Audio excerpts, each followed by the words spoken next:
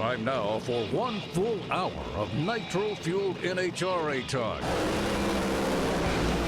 It's The Straight Line, brought to you by O'Reilly Auto Parts.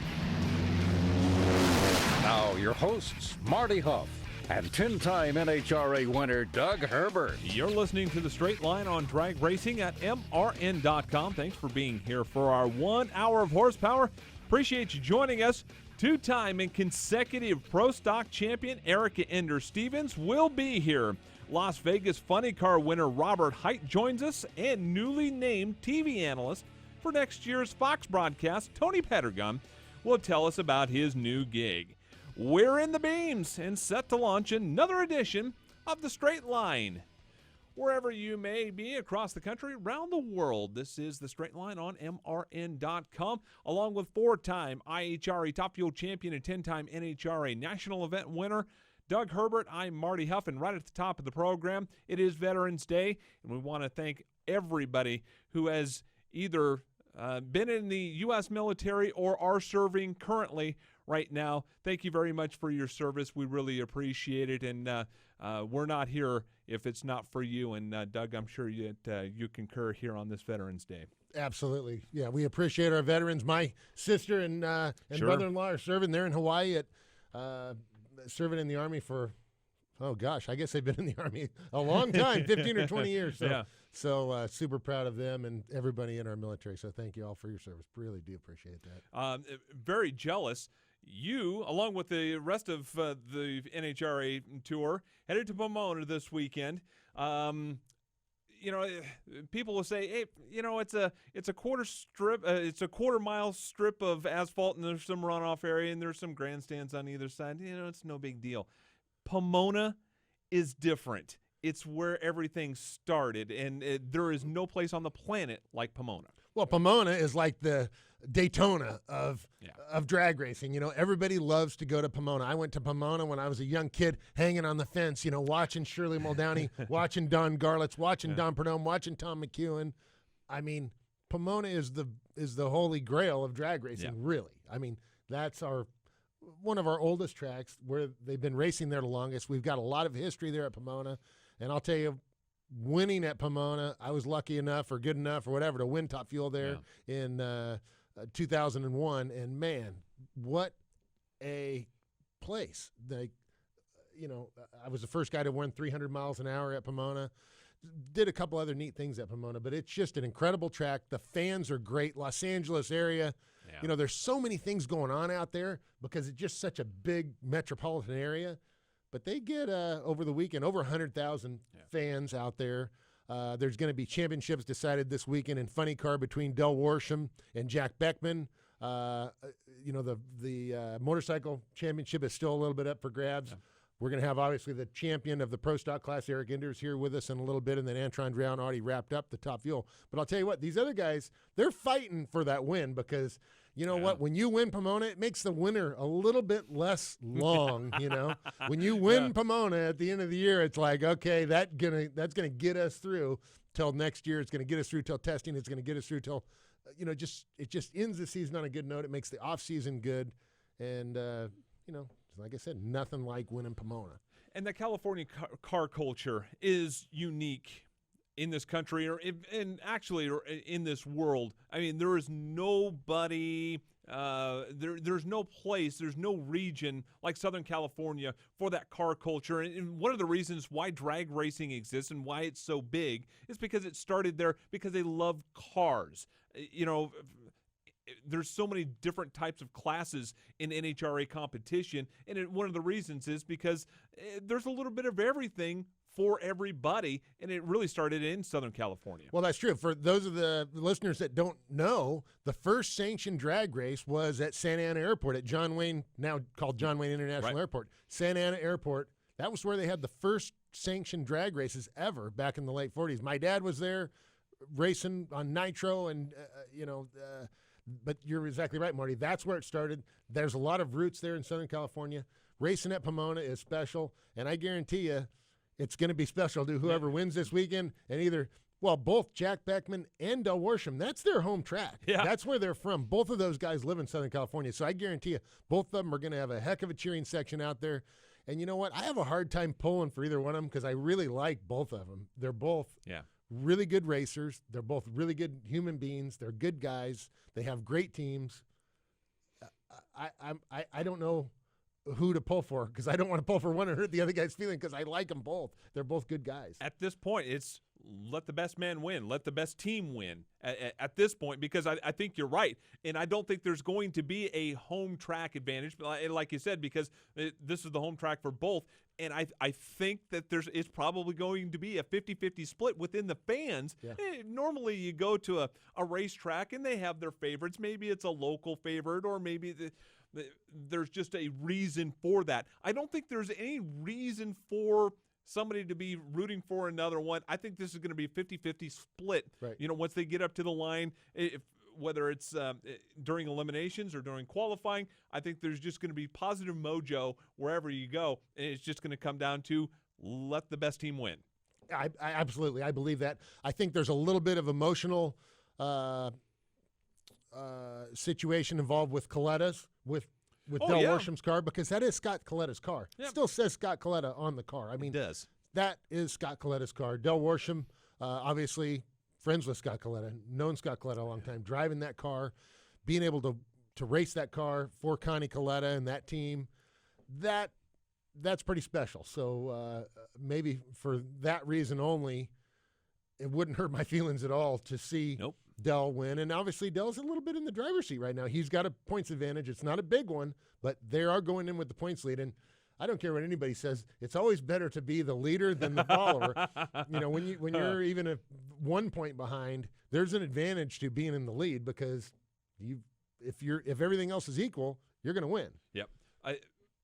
Put me in their driver's seats right now because you've gone through this. You've won championships. You've been in the hunt for championships right down to the end. What are these teams? But first of all, what are these teams thinking? Much less the driver. I mean, obviously there's a lot on the driver's shoulders, but the teams have got to perform. Everything has to be right, or they're not going to win a championship. Well, exactly right. Remember last week when we had Antron Brown on, and he was saying how they went through that car with a fine-tooth comb, replaced every part that they even thought could be a problem, whether it's a 50-cent part or a $500 part. You just can't take a chance. There's too much at stake now with the championship, with the sponsors involved, with the the bigness of being able to win that championship and being able to put that on your resume. And now, in fairness, both of these guys have won championships. Del won the Top Fuel Championship driving for Alanabi team. And I think winning the Funny Car Championship would probably be a little more special to him. But, he even said that when we had him on the show a couple weeks ago. Yeah. Jack Beckman, they ran great a couple years ago, won the championship. So it's not like either one of them has not done this before. They know what they're getting into. They've had pressure on them before. Yep. I would say there's probably more pressure on the teams. The drivers are going to put the pressure on themselves.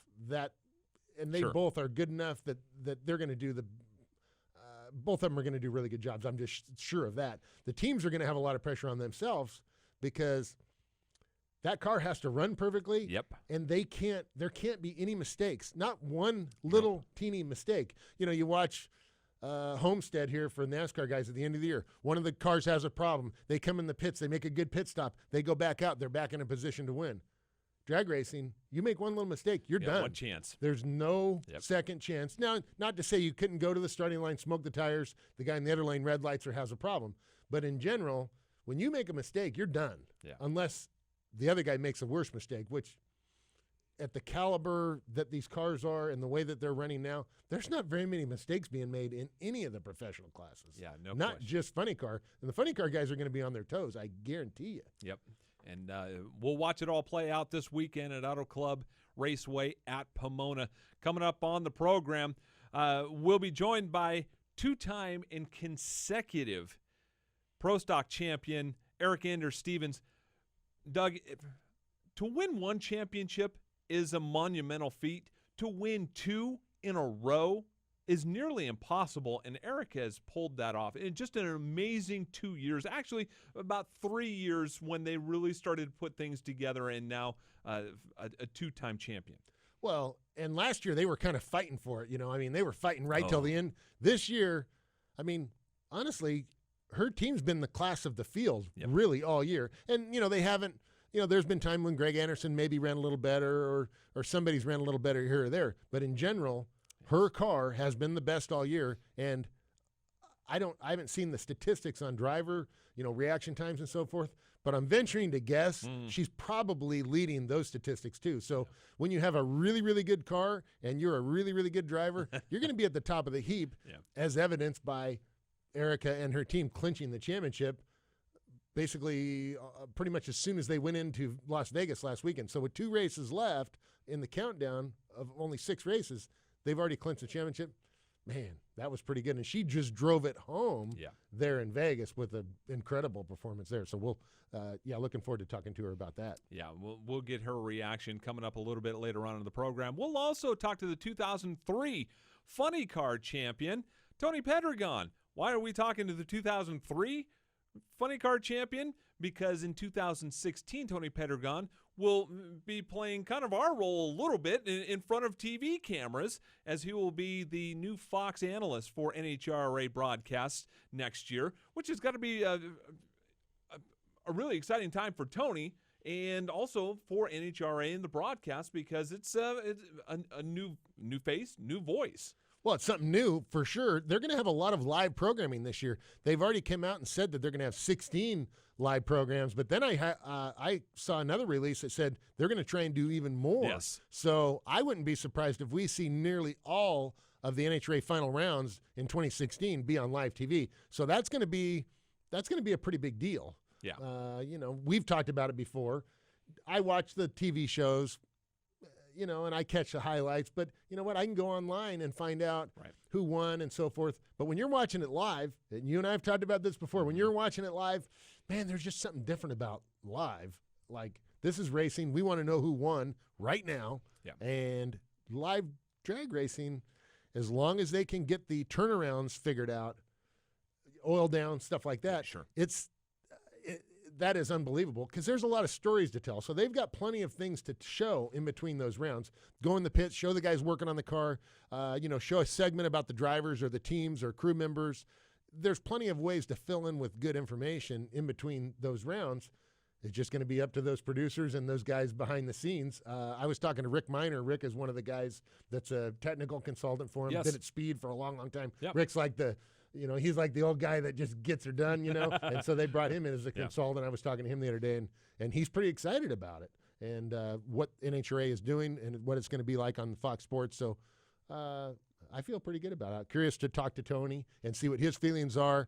I know I've won a couple races at the same time as Tony when he's run Funny Car, and I've won Top Fuel, and he does those Spanish broadcasts afterwards. So I'm going to ask him if I would think that's an increased market, an increased audience for NHRA. So I'm guessing that has something to do with it. We'll talk to him a little bit about that and what he's doing. Is he hanging up the racing or what? So we'll find out what his plans are when we talk to Tony Pedregon. Yeah, because there are a lot of different questions for Tony, and right now he is currently an active driver. Does this mean that he hangs it up, or is this just going to be kind of a passing fancy? Don't know. We'll ask Tony Pedregon a little bit later on in the program. And when we return, we will talk to the Funny Car Division winner at Las Vegas. Robert Hight will join us next. This is The Straight Line. More right after this.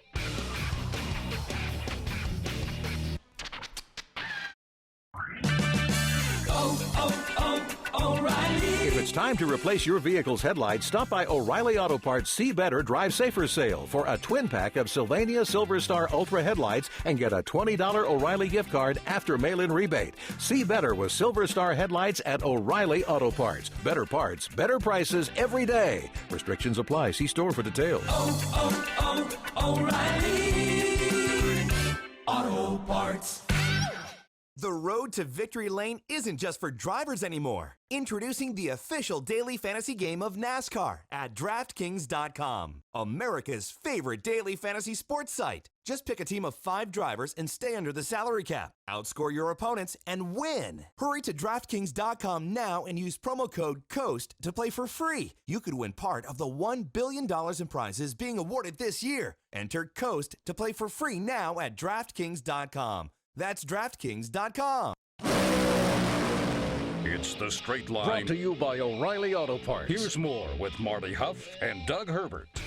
Appreciate you joining us on a Wednesday afternoon, this Veterans Day Wednesday. And on the telephone line with us right now is the driver of the Auto Club Chevy Funny Car for John Force Racing in winter at Las Vegas here about 10 days ago. Robert Hight joins us. Robert, thanks for joining us. We appreciate it. A big win, a much-deserved, a much-needed win for you guys. Yeah, definitely. How are you guys today? Man, doing great, Robert. Fantastic. Glad to have you on the show. Thanks for having us. But yes, that was a huge win for us. It's hasn't been the season that we're used to having or we were looking for, but toward the end of the year here to get a win, it definitely gives us a little momentum and confidence going into 2016.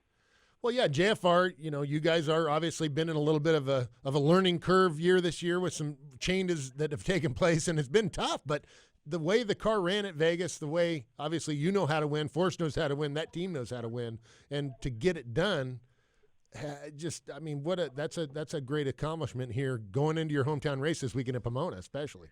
Exactly. Pomona's a big one for us. It's the Auto Club race. It's the last race of the season. It's we have not been in this position in a lot of years.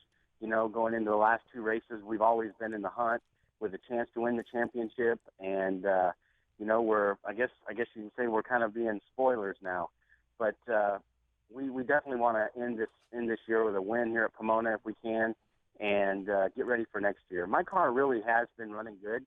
At Dallas, we went down the track I think it was 7 runs we made. And in the semis, we ran a 397, which is exactly what Mike Neff was going up there to run, and we got beat with a 395. So leaving Dallas, Neff says, we've got to be more aggressive. We've got to push this thing. We've got to get out of our comfort zone, and went right into Vegas and qualified well. I think we were third, and we were aggressive, and we made it down the track every run. So it's going good. Just like I said, hadn't been the year we're looking for.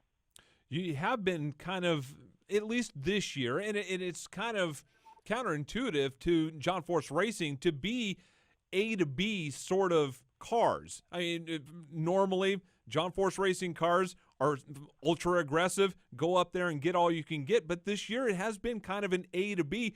Can you get lulled into, hey, let's just go A to B, just get it down the track and see what we run sort of teams?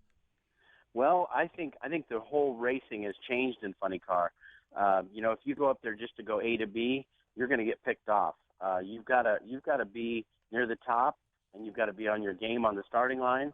And these are close races. I think you saw in Vegas there were 2 rounds of racing in Funny Car that had identical ETs. Yeah. So A to B isn't cutting it anymore. You've got to get up there and be aggressive. At least try to outrun the other guy or leave on him. And it's the whole picture of Funny Cars changed.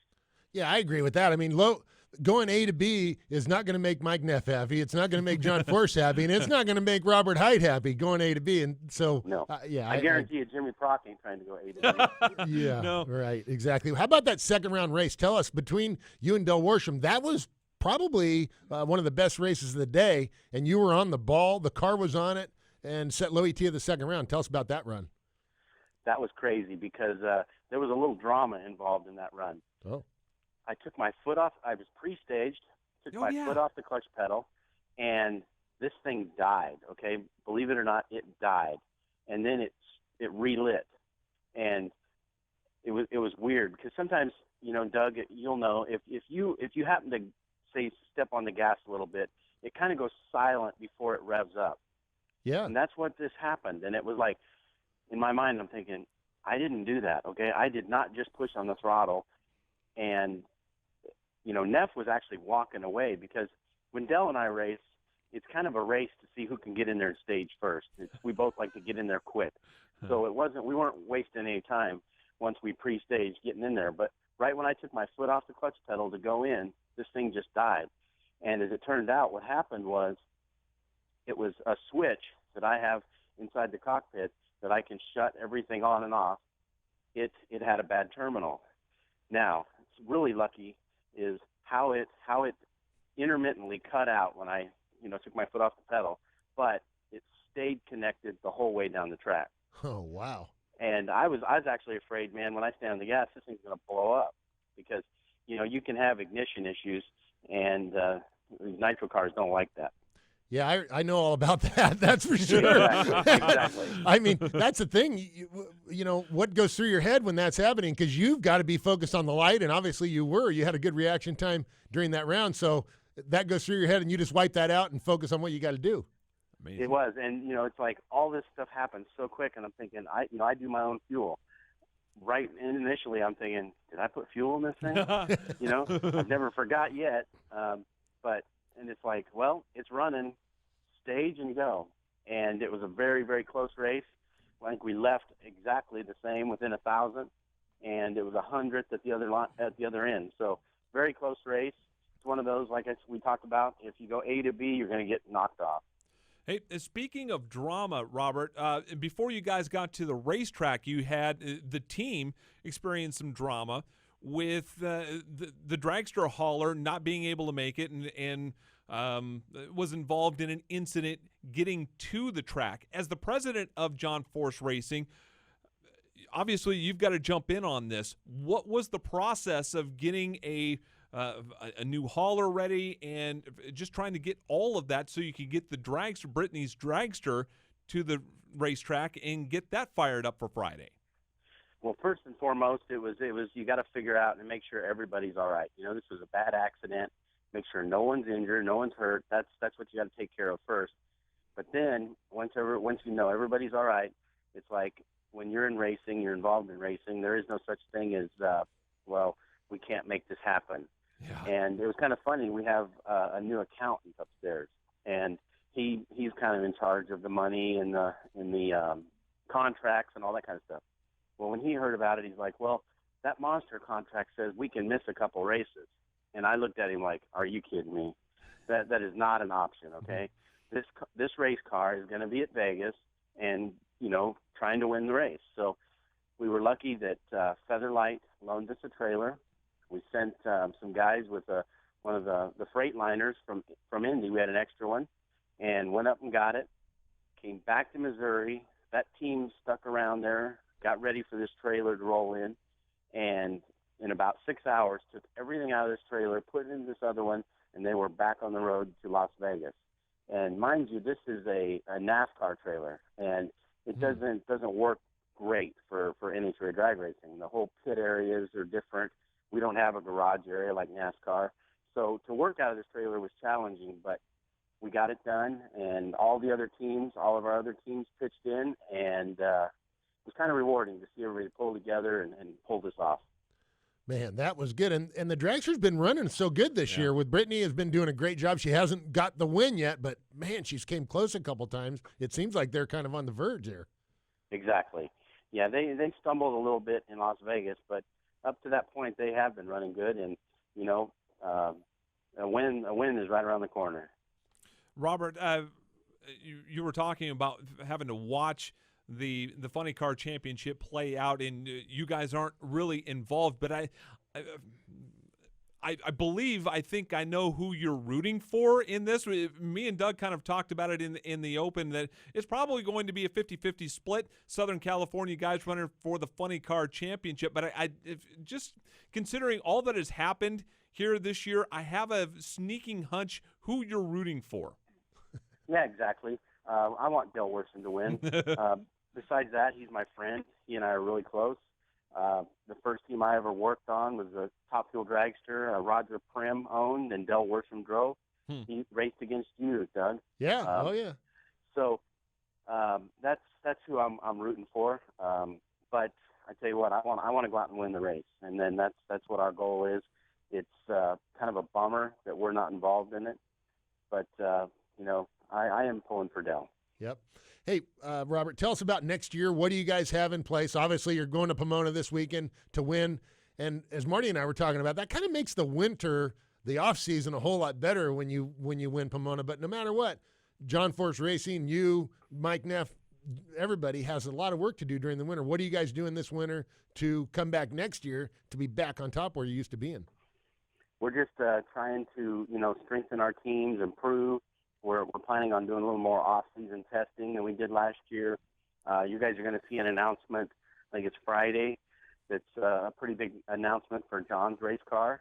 And, it's things are coming together. So we've got a lot of work to do, but testing is probably the biggest thing. We're gonna do some testing, and we're gonna make sure when we roll out at the Winter Nationals that we're where we need to be. Are you set for crew chiefs? I know there's been some swapping of duties and that sort of thing going into the off season. Are you pretty much set there, or are you still looking at maybe making some changes there?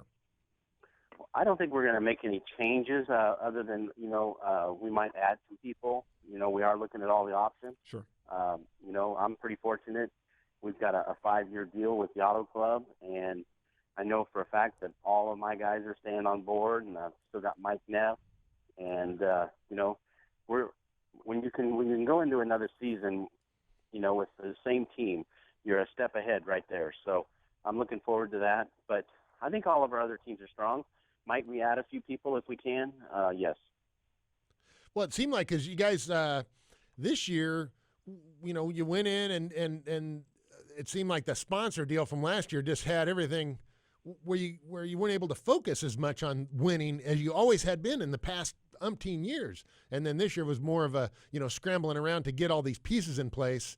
And it's kind of looks like it's going back into place now with the dragster running well, you winning the race, and you're getting back more into comfort zone, I suppose.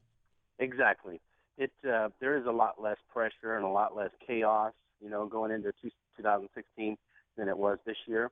One other thing, we are going to have our new 2016 Camaro body, next year. Oh, so that's gonna be a big plus for us. Yep. We believe aerodynamically it's gonna be better, and it's definitely gonna be lighter than what we got now. So that should be good for competition for us. Yeah, no kidding. That's a real good one.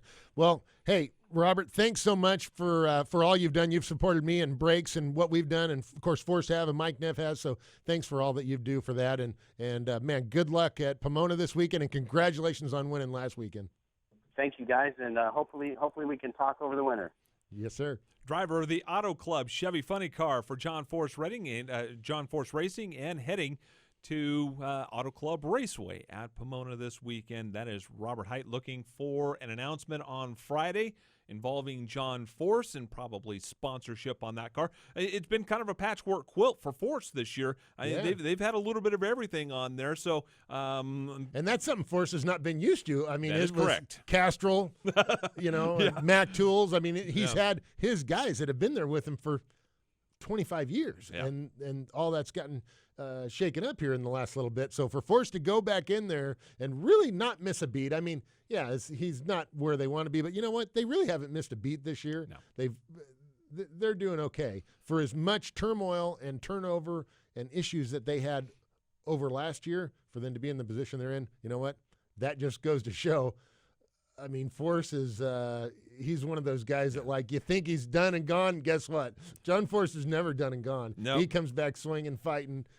He's a scrapper.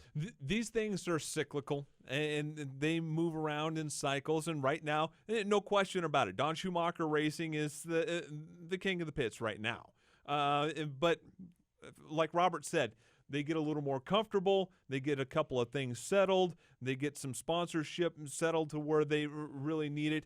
And watch out, because they've got enough resources. They've got enough cars over there. They've got enough data where they can turn the tide, even that out a little bit, and make that funny car 2016 countdown. That should be really, really interesting. Right. Well, and like Robert was saying, Mike Neff, he's pretty sharp. I mean, if I was going to pick any crew chief, and not his ability only on running the car, but Mike Neff's a good guy. Yeah. Like, he's legitimately, you could sit down, have a beer with him, whatever, talk to him about fishing or talk to him about kids or whatever. Mike Neff's a good guy. So for Mike to be there as long as he has and to be such an integral part of that team, I'll tell you what, that is an advantage for John Force Racing, for Robert, for Auto Club, for everybody over there. Yep, a really bright guy.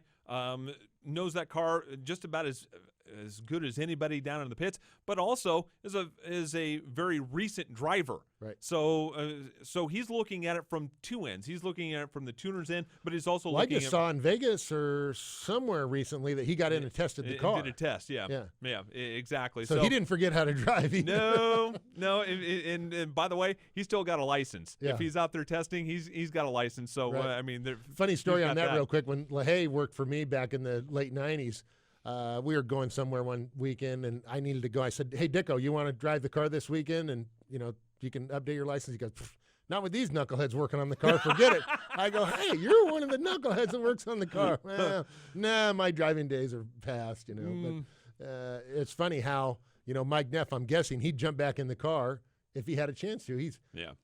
I think he enjoys doing what he does as far as running the car, running the team, but I'm guessing he probably still has a desire to hit the pedal. I mean, hitting a throttle pedal in a 10,000 horsepower fuel car is pretty fun. Yeah, I got to admit. And I would imagine that if Dicko was going to take it out for like a test or something like that, that you probably have to adjust the pedals just a little bit. Well, we'd have put some 2x4s on the pedal for Dicko. Yeah, I put a pillow behind him and put 2x4s on. Yeah, so just a little bit of size difference there. When we return, we will talk to the two-time and consecutive Pro Stock champion.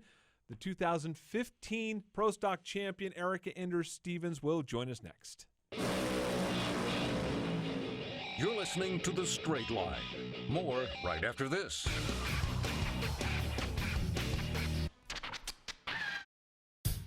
Dale Jr. here. I wear Wrangler Advanced Comfort jeans for any occasion. With new styles and great fits, you'll look good and feel comfortable anytime, anywhere.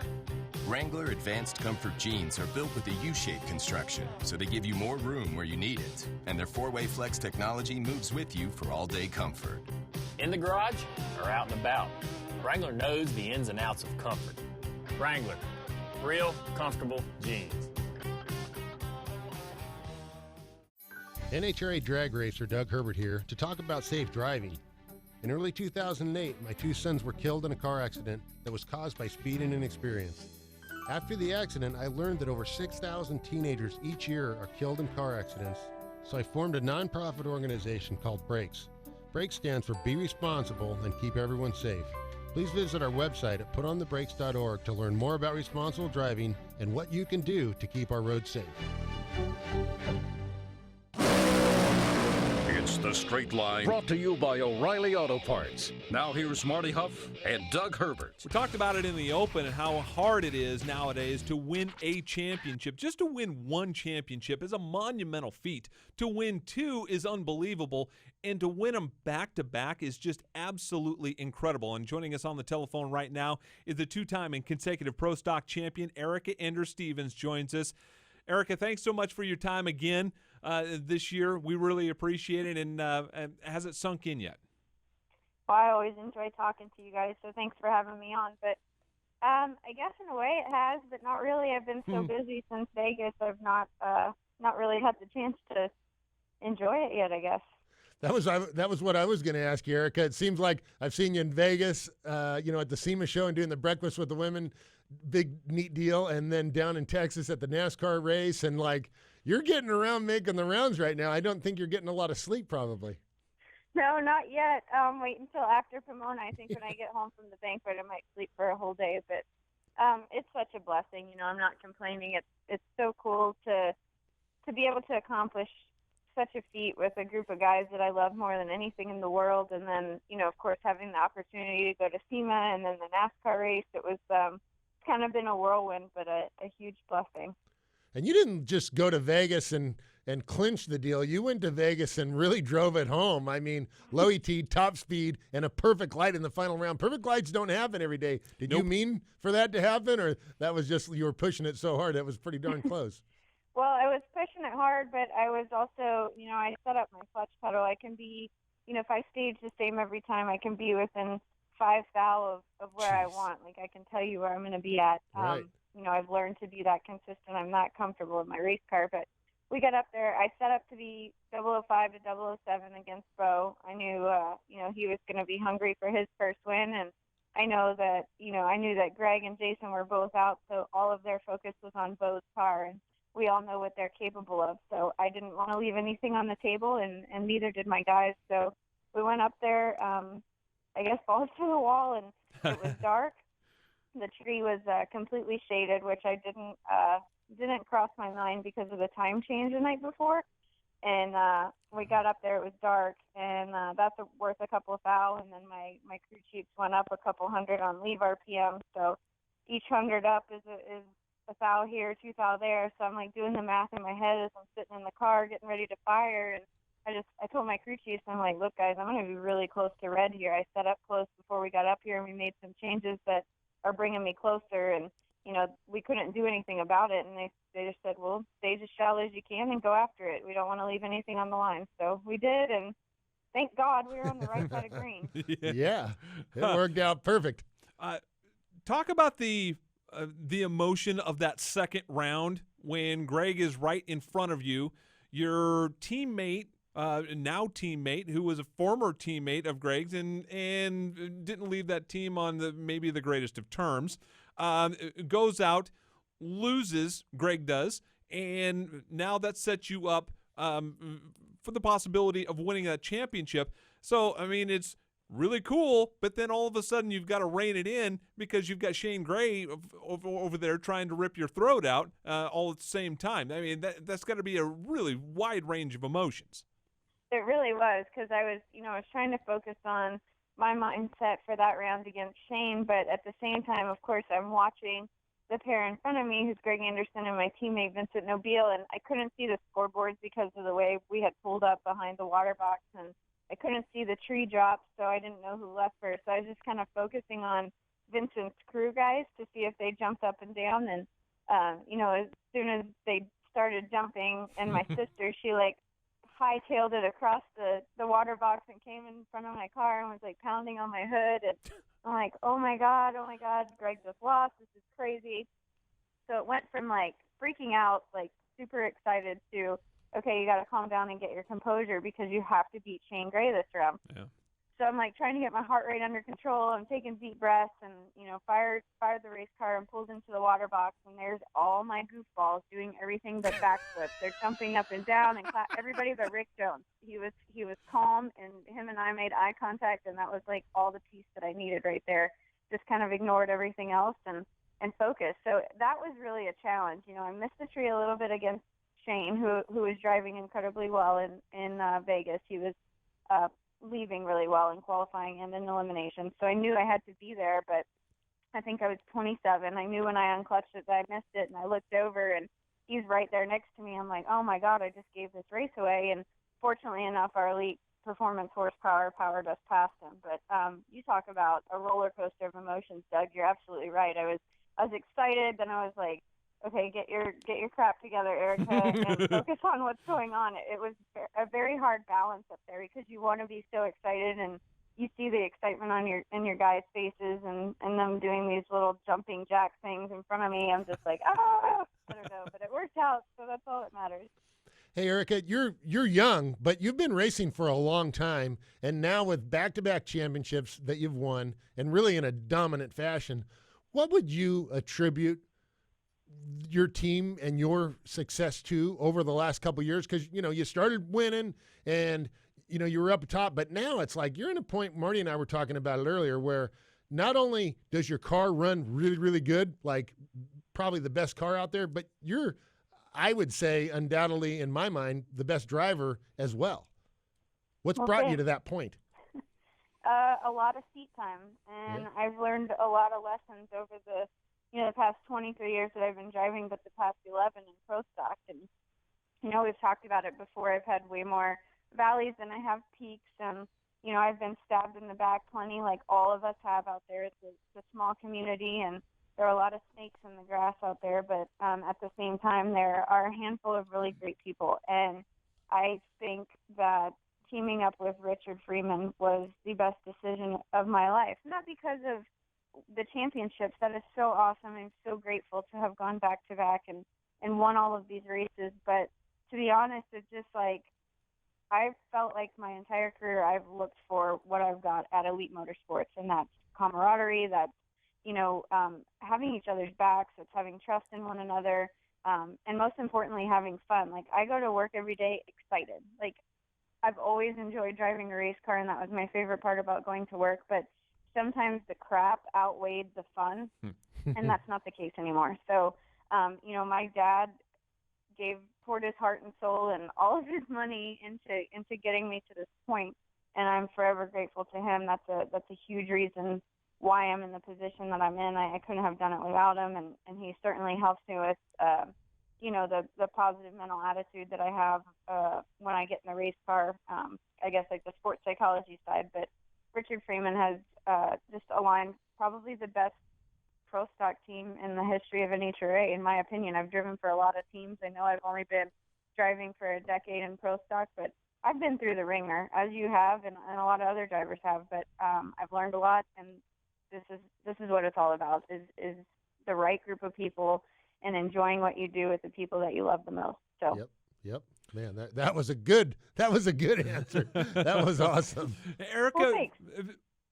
People forget that it wasn't too long ago where you were a part-time driver. You were out here just trying to scrap and claw for every race that you can get, maybe out there, half a dozen times, 8 times, 10 times, kind of out there maybe on a part-time schedule. And now all of a sudden, 3.5 years later and 21 wins and 2 championships, would you do anything different?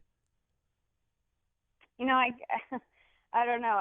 I guess after you've been through it, you learn from it, and you're not going to set yourself up for that type of failure again. But at the same point, the journey is what makes it worth it when you get there. So I don't know if I would change anything. There are a couple of turns I wouldn't have taken, certain partnerships I wouldn't have gone through with.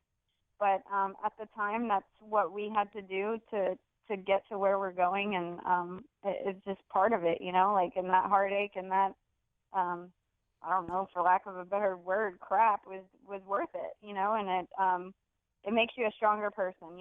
Thick skin is not something that I was born with. It's something that I've had to acquire over the years, and I still haven't gotten there by any means. But, I've learned along the way, and I've learned a lot about myself, and I've learned a lot about people. So my faith has certainly helped me in all of that, and, continuing to dig deep, even when you didn't feel like there was a light at the end of the tunnel, I guess. And so I've been blessed for all of the parts of my journeys, even the bad ones, and I'm thankful for them, I guess. And you can only learn from them, and try to not make the same mistakes twice. Well, Courtney, congratulations on winning your second championship. Congratulations on winning in Vegas. You know what? Thanks for being my friend. Thanks for being a supporter of mine and a friend to Brakes and what we do there. I'll look forward to seeing you at Pomona. Meet me now. Come by and say hi. Oh, thanks, Doug. That means a lot. Yes, ma'am. Erica Ender-Stevens, 2-time and consecutive Pro Stock champion. We'll when we return, we will talk to Tony Pedregon. This is The Straight Line. More right after this.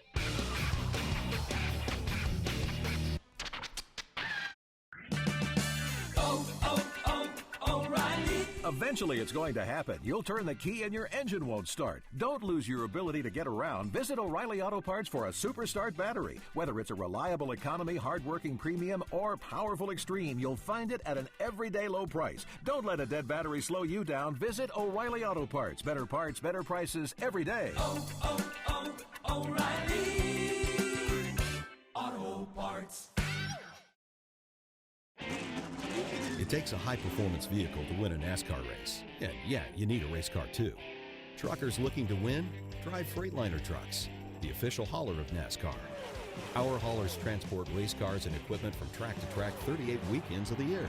From the engine to the seats, every detail is specifically engineered to give Freightliner drivers a reliable and comfortable ride. For more information, visit FreightlinerTrucks.com. Freightliner Trucks.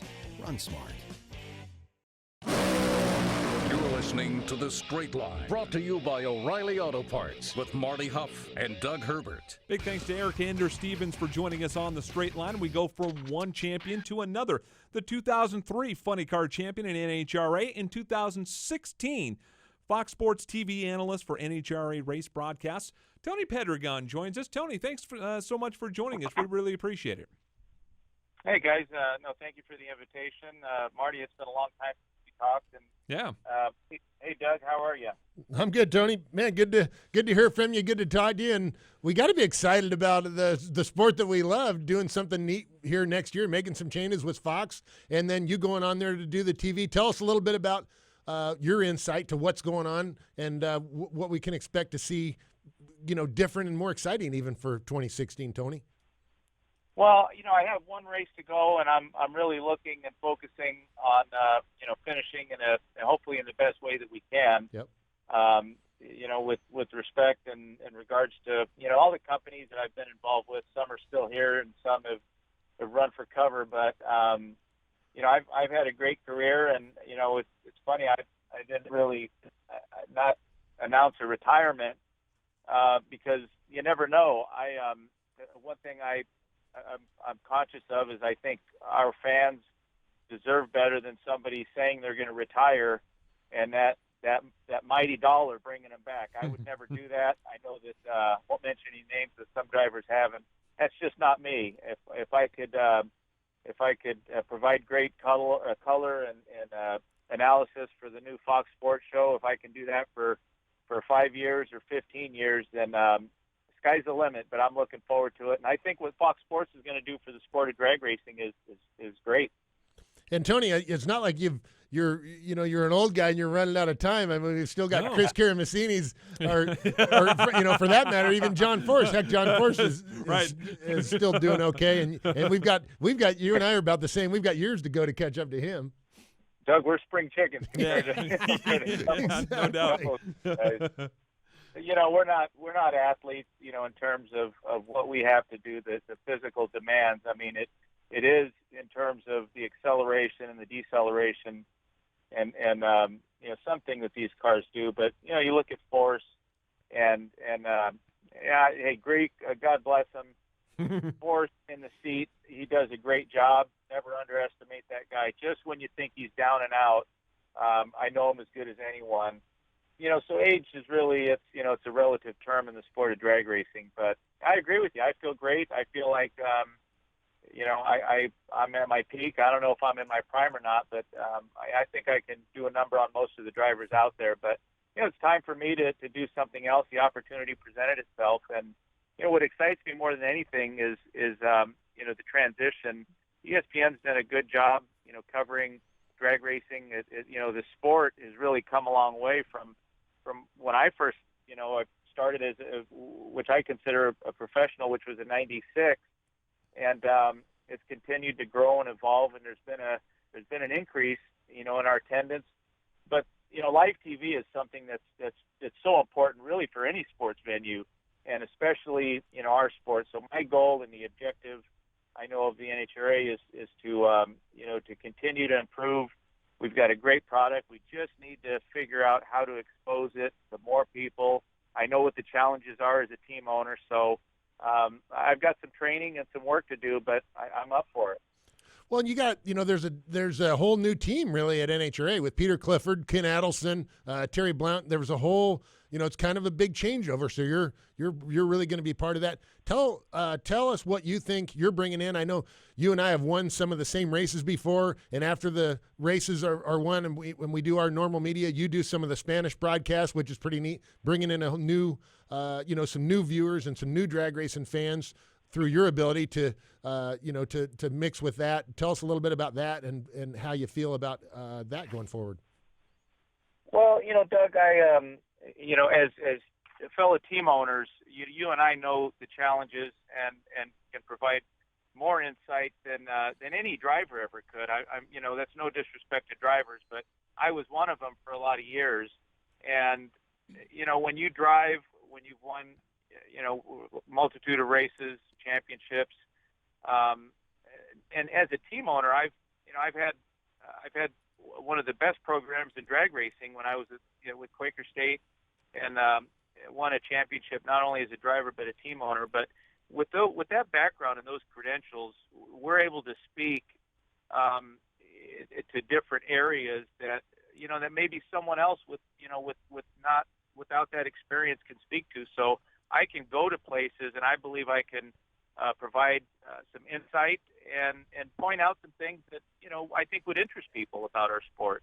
It's about these high-powered cars going down the racetrack, but, there's these little things that I think the new viewer will not be able to see or understand. So one of my goals is to shed some light on that, but to do it in layman's terms, in a fashion that they can understand it.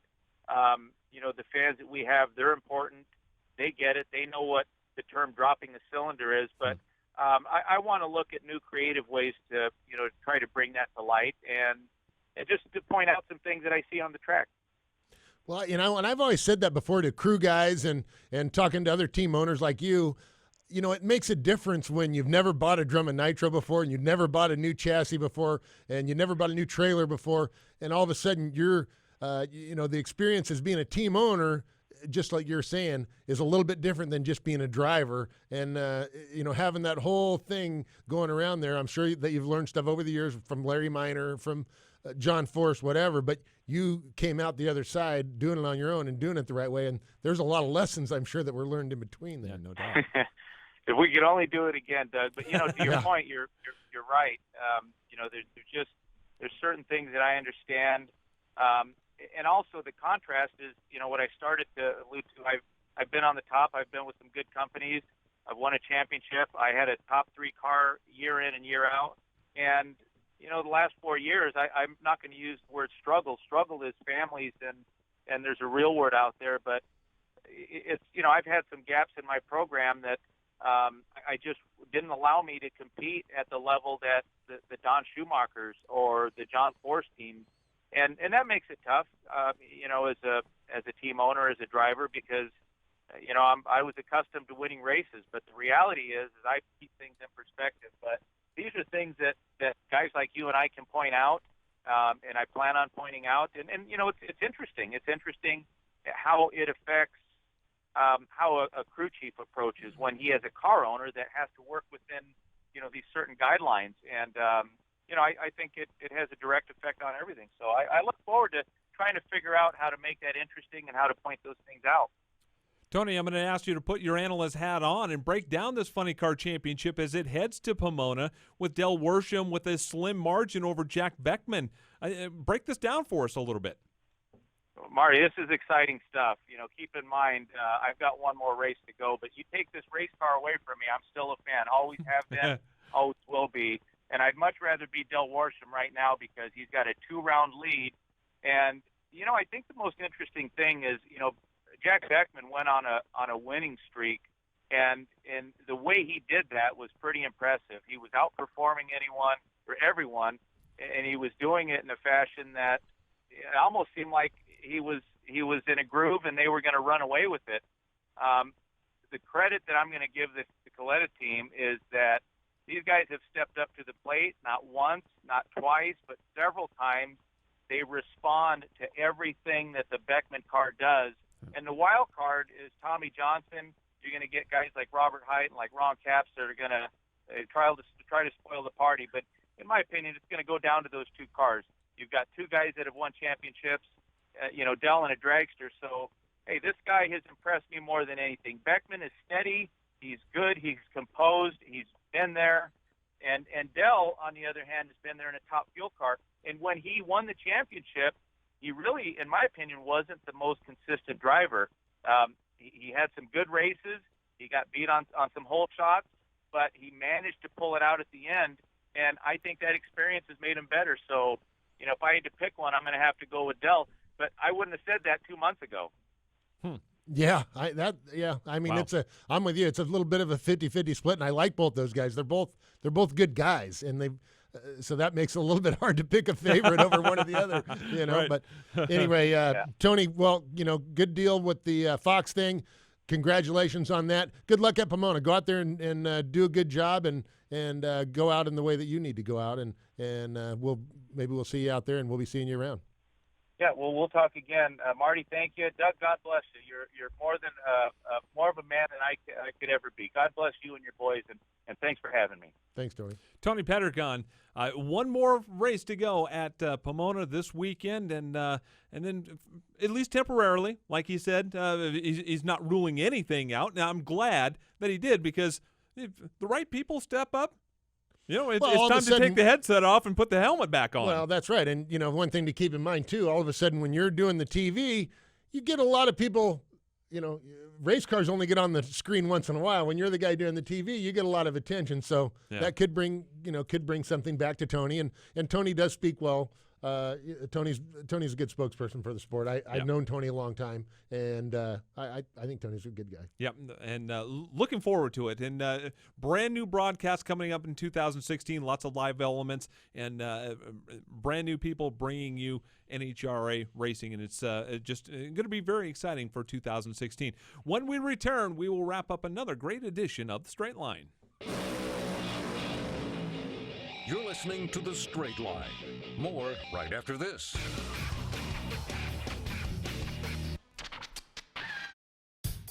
Dale Jr. here. I wear Wrangler Advanced Comfort jeans for any occasion. With new styles and great fits, you'll look good and feel comfortable anytime, anywhere. Wrangler Advanced Comfort jeans are built with a U-shaped construction, so they give you more room where you need it. And their 4-way flex technology moves with you for all-day comfort. In the garage or out and about, Wrangler knows the ins and outs of comfort. Wrangler, real comfortable jeans. NHRA drag racer Doug Herbert here to talk about safe driving.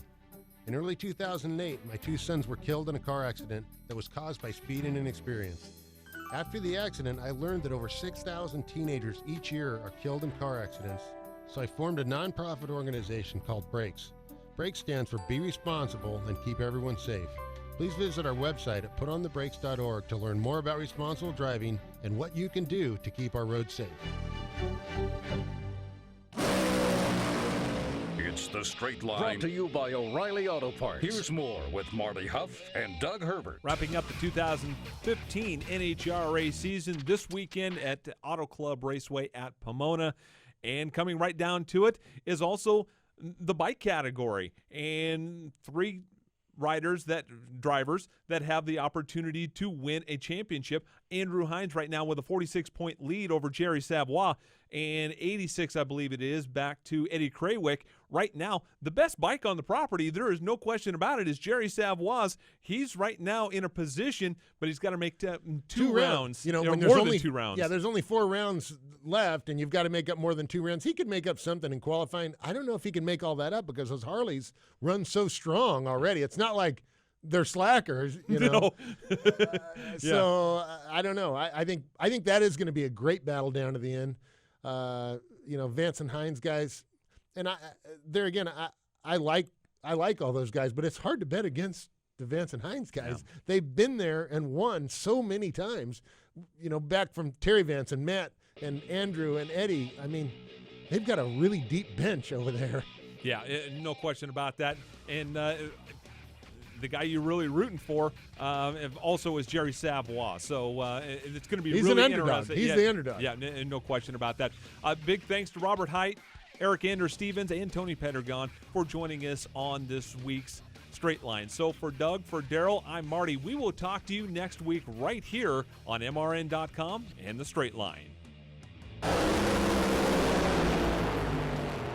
You've been listening to The Straight Line, brought to you by O'Reilly Auto Parts. Tune in next Wednesday at noon for more NHRA talk. The Straight Line is also available on demand in the MRN.com Media Center or download from iTunes or Stitcher. The Straight Line is a production of the Motor Racing Network. All rights reserved.